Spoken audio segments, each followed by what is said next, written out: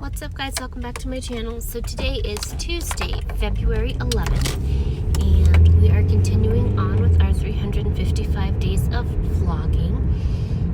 And I always like to start off these vlogs with a prayer. I ask that the Holy Spirit guide me and lead me as I'm creating this content, and that it be a blessing to the person listening to this message.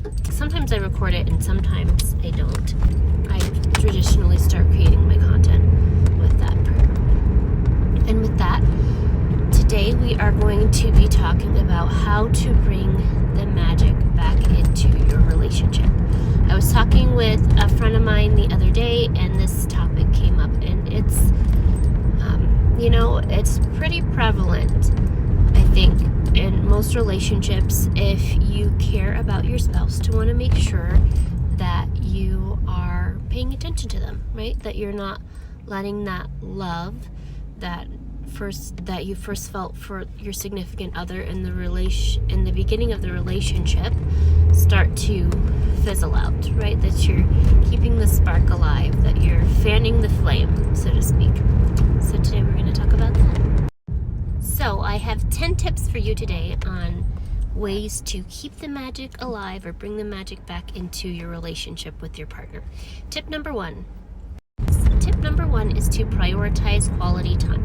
So what does that look like? Do you feel like maybe you feel like you don't know your spouse anymore, right? Or you feel like you know them, you just miss them because you don't get to spend time with them, you don't see them. Or whenever you see them, there's someone else occupying their time. It's never just the two of you. One of you is on your phone when you're together, or you're taking care of the dogs or the kids, or you name it, you're trying to catch up with them on your break in the middle of the workday. Sometimes not even that. To make sure that you're carving out time every day to spend with your partner, to get to know them, what they'd like to see more of in the relationship, making sure that you're taking that time out to connect with them every day, uninterrupted time. And sometimes people say things like, well, I don't have an hour every day, I don't have an extra hour every day. Maybe it's time to rethink some of your other priorities and try to restructure your day or streamline some processes so you can make sure that you have enough time to devote to the things that are important to you in your life if you want to stay in a healthy relationship with your spouse. But in the meantime, maybe in the immediate future, or like maybe in the present, you actually don't have extra time. You have maybe 5 minutes a day, and 5 minutes is okay. 5 minutes is a great place to start, where you're saying, okay, babe, I want to take 5 minutes every day, or like a few minutes, 20 minutes every day, and maybe we can have coffee together, or have a cup of tea together, or go for a walk. Just the two of you. That's uninterrupted time.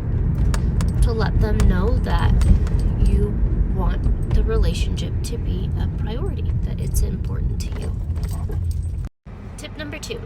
Tip number two is all about having open, honest communication with your partner. And so I know sometimes some of us think about this and we see it as an opportunity to air our grievances with our spouse. That's not what this is about. It's taking the time to let them know how you're feeling, where you are in the relationship, what you appreciate about them. Sometimes that might mean we're bringing up topics, that are current. We're not like drudging up the past, but we're talking about things that need to be discussed in the present, where everything's not, hunky-dory, so to speak.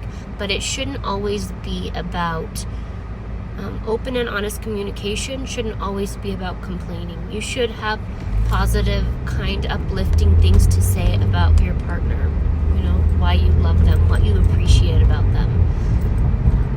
Just letting your partner know that you value them, that there's a reason that you're in this relationship, that has nothing to do with the fact that you've been in it so long, so you're just kind of staying there, or the kids, or the dog, or your family and friends think that you should stay with this person. Why are you with them? And that might be something that you need to sit down and have some quiet time with yourself and take a minute to reflect on why you want to stay in the relationship with that person. Because if you don't want to be in the relationship,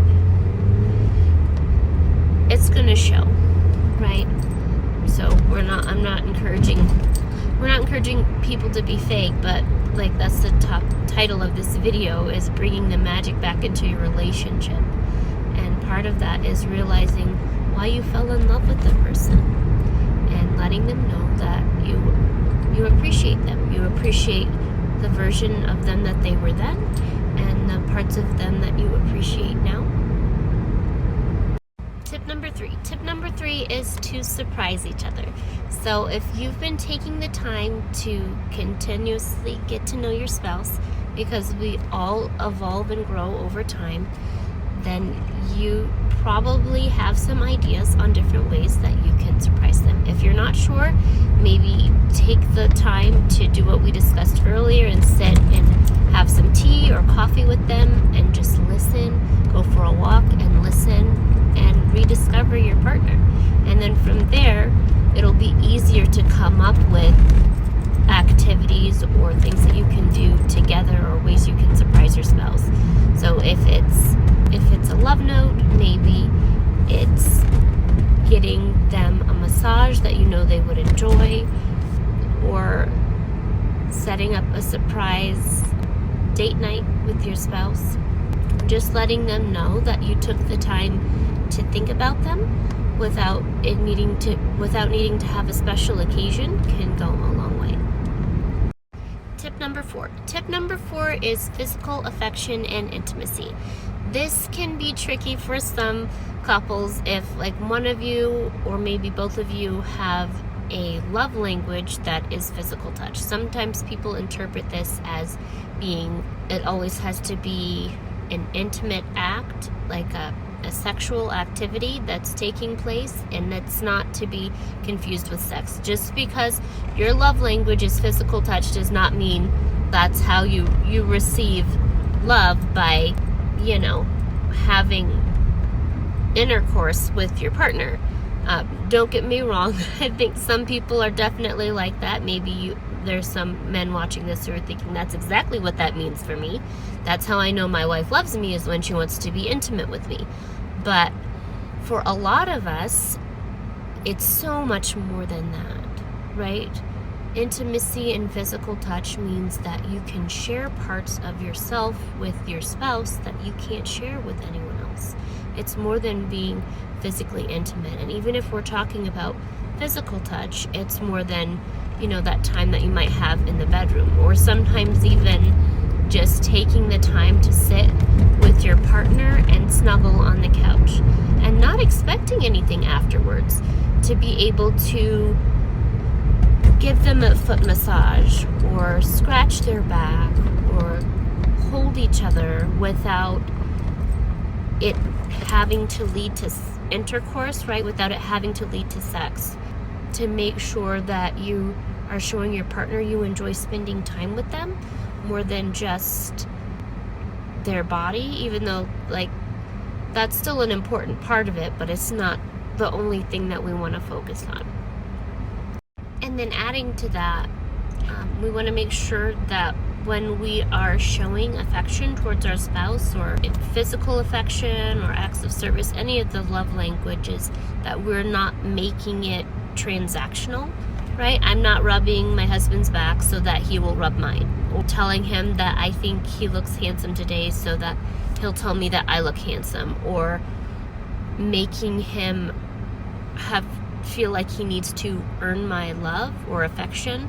So if you're not nice to me today, or if we had a fight yesterday, I'm not telling you I love you. I'm not going to touch your back as I walk by, because I know that's something that means a lot to him, those little touches throughout the day. But I'm withholding love and not withhold love and affection from your partner just because the two of you had a disagreement. That helps. Like, in my mind, that's one of the biggest things you can do to help to keep that romance alive in the relationship. I know I've had plenty of times when my husband and I had a disagreement and he would just walk past me and make a silly face or say, you know, I love you, like little things like that, to let your partner know that even though you had a disagreement, you still love them, that you're there for them and with them, and that you're going to get through whatever you're going through together. 1 Corinthians chapter 7 verse 5 says to not deny yourselves each other except for a time if you come together and you agree upon it. And I will put that verse below. But basically, you know, no sex weapons. If you're upset with your spouse, you do not just to get to withhold affection from them, to control them and to get them to behave however you want them to, but to make sure that you're continuously mindful. And for me, that has a lot to do with my relationship with God. I remember that God has given me the relationships that I have with the people closest to me, with my husband and with my daughter, and he would want me to treat them well. So when I'm thinking about honoring God in my relationship with my husband, that does not include withholding love. What would it look like if God withheld his love from me? So to remember that when we have disagreements with our spouse, oftentimes being cold isn't going to build any bridges, but you have to get out there with the other person and put in the effort. It's not always easy. Sometimes it feels like you're dancing by yourself.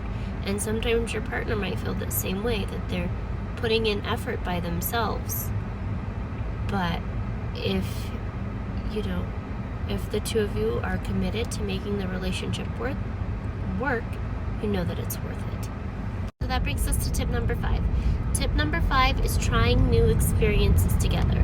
Do you have something that you've always wanted to try?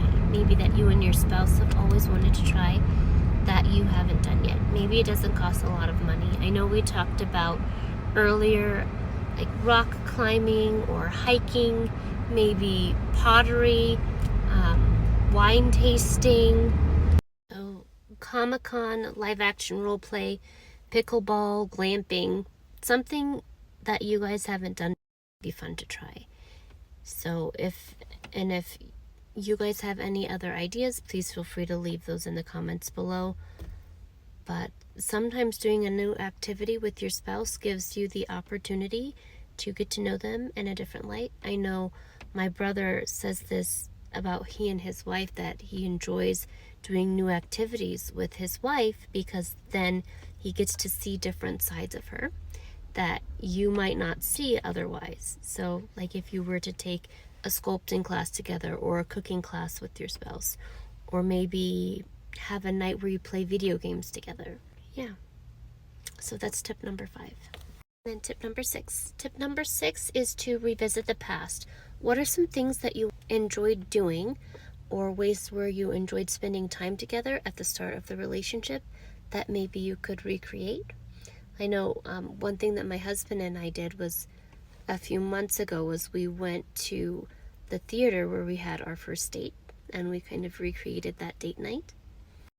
Tip number 7. Tip number 7 is about supporting each other's growth. So just as we talked about how we all grow and develop over time, we want to make sure that we are supporting our partner during that process, right? That we can be supportive of each other and positive and encouraging of one another.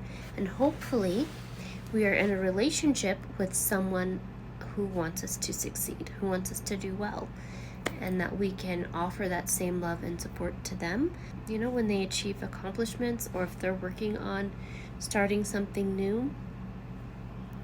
So that might look like helping them write out note cards if they're studying for an exam, or if they say, oh, well, this is something that I've always been interested in. I'm not really sure if I should do it or not, but I would really love to do XYZ, to let them know that you believe in them and that you have confidence that they can do the thing.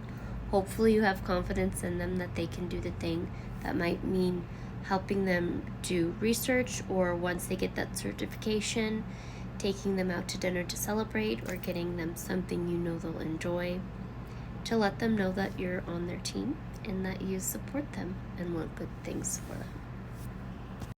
Tip number 8. Tip number 8 is something that I do myself, and it's to keep a positivity journal. Sometimes it's so easy to keep records of the wrongs that our spouse or someone else has done to us, that we forget about all of the wins, right? Everything that we love about the other person.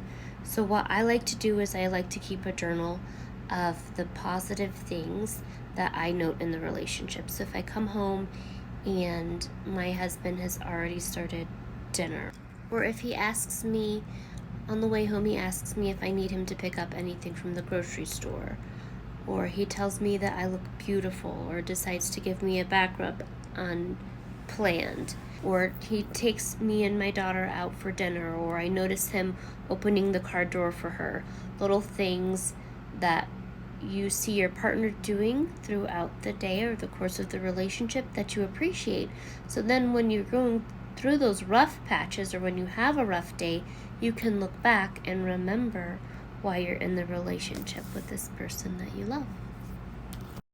Number 9. Tip number 9 is to practice acts of kindness. This is so key. So even when if I'm getting ready to start my day and I'm thinking, okay, I want to make sure that I'm practicing at least 3 acts of kindness to the people that I love. That's my husband and my daughter every day. And this needs to be deliberate. And we want to do that whether or not we feel like the person has, quote unquote, earned it.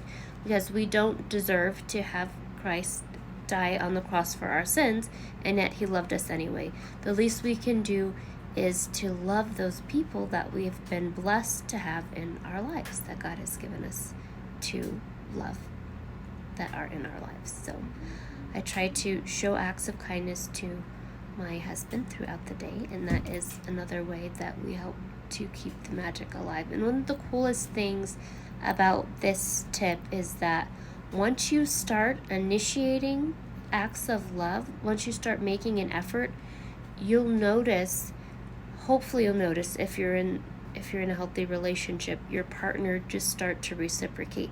That's something that I should have been expecting, but that I wasn't necessarily expecting early on when I started doing this a few years ago. So hopefully that's helpful for you guys. And then lastly, tip number 10. The last tip number 10, is to address issues constructively. So we like to try to avoid going to bed angry. This is something I've heard for years and years, and my parents told me this growing up.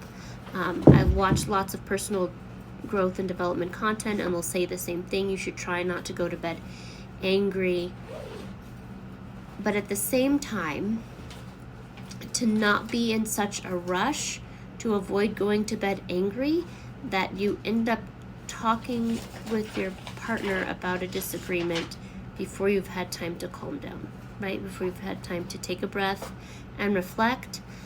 So that might seem like contradictory information to some of you. You might be thinking, well, she said never go to bed angry, and then she said don't talk to your spouse when you're upset. But there's a sweet spot. Just because we're not going to bed angry doesn't mean that we can't take at least 5 minutes to calm down and reset before we have a conversation with somebody that we love in anger. Because what happens when we do that is sometimes we might end up saying something that we don't mean, or we're saying something and we're being reactive. So we end up hurting the person that we love because we didn't take the time to slow down before we had a conversation when we were upset. So I try not to have conversations when I'm upset with my spouse, and then I try not to go to bed angry. We try to do that, and that it helps a lot because I know something that my parents used to say when we were growing up is that it takes two people to have an argument. So if you're ever in a disagreement with someone and they're upset, it's hard to argue by yourself. When you find that you're arguing with someone, and I've been on the other end of this myself, where I had a disagreement with someone and they were calm and I was upset, the only person you have to look at is yourself. They can't say, oh, well, you know, Veronica was screaming and yelling. No, they're the only person that's acting like that. So then they get to challenge their own behavior when they're looking back and replaying that event in their heads throughout the day, or when they're replaying that event in their own mind. I love you guys. I hope that these tips were helpful on ways to rekindle the magic or the spark in your relationship. And to remember that no relationship is perfect. Even if it seems like that on the outside, we cannot know everything that goes on in someone else's relationship. And it's not really your job or your business to know everything that goes on in someone else's relationship. A large part of honoring your spouse is being a covering for them. So even though I'm not perfect and my husband knows that, he's not trying to display my imperfections for the world to see, but to let me know if I've hurt him, that I've hurt him, so we can come together and forgive each other and continue to work on the relationship. I love you guys. Thank you so much for watching, and I hope to see you in the next episode. Bye, guys.